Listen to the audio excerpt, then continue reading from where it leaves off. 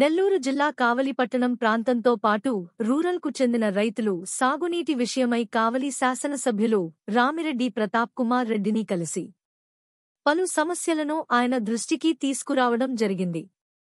తక్షణమే రైతులతో కలిసి కావలి చెరువు 2వ పంట కాలువ వద్దకు చేరుకుని పరిశీలించారు. నీరు సమృద్ధిగా పారే విధంగా ఒక వారం రోజుల్లో కాలువ పనులను తన సొంత నిధులతో పూర్తి చేయించి రైతులకు అండగా ఉంటానని ప్రతాప్ కుమార్ రెడ్డి తెలిపారు. ఇరిగేషన్ శాఖ అధికారులతో మాట్లాడి వీలైనంత త్వరగా కావలి పెద్ద చెరువు 2 కాలువ పనులు పూర్తి చేయాలని ఆదేశించారు. ఈ కార్యక్రమంలో వైఎస్ఆర్ కాంగ్రెస్ పార్టీ నాయకులు కూడా పాల్గొన్నారు. వాళ్ళకు కూడా ఇచ్చేస్తున్నారు.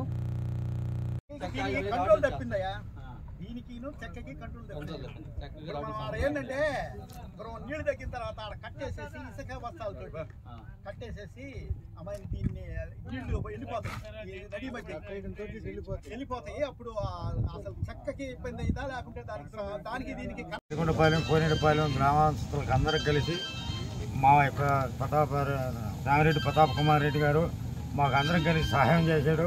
1 లక్ష రూపాయలు పంటలు ఎండిపోకుండా 1 లక్ష రూపాయలు ధర్మంగా కాలువలు దూచుకోమని సహాయం చేశాడు. మేము అందరం సంతోషపడి ఇక్కడ అందరం కలిసి కూడా ఆయన వద్దలే ఉన్నాం. ఇప్పుడు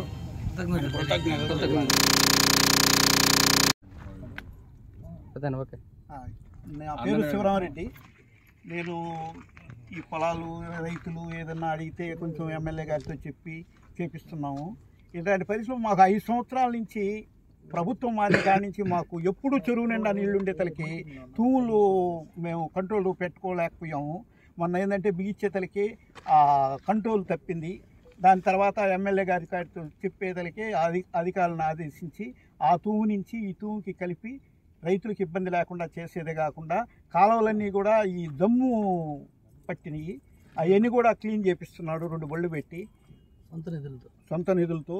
అది కాకుండా ఇవన్నీ కూడా కాలువలు శుభ్రమైనవి అంటే ఏ రైతుకి ఇబ్బంది కాదు. తర్వాత కొంచెం నీళ్లు తగ్గిన తర్వాత మేమే చెప్పాము, సార్ ఇది కొంచెం నీళ్లు తగ్గండి, మనం చేయలేము, తూము దగ్గర పని చేయాలంటే నీళ్లు గబక్కన మనం వేసిన కట్ట ఏదన్నా కంట్రోల్ తప్పిందంటే మనుషులకు ఇబ్బంది అవుతుంది. అందువల్ల 4 రోజులు ఆగి ఆ తూము నుంచి నడిపి రైతులు ఇబ్బంది పడకుండా చేస్తే సరిపోద్ది అన్నాము. అది అధికారులకు చెప్పి అధికారులను ఆదిచ్చాడు. ఇవాళ స్వయంగా వచ్చి అధికారులతోటి మాతోటి వచ్చి చూసి దీన్ని ఎంత ఇదైనా కానీ మొత్తం నేను చేపించాను కంప్లీట్ అవద్దని కూడా తెలియజేస్తున్నాం. ఇకపోతే ఈరోజు ఒక తూము నెంబర్ 2 అనుకుంటాను, ఇది 2వ నెంబర్ తూము.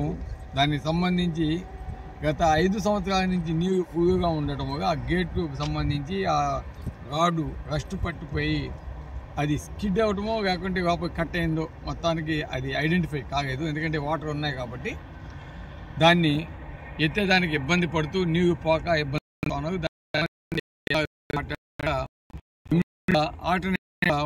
నుంచి 2కి వాటర్ జరిగింది.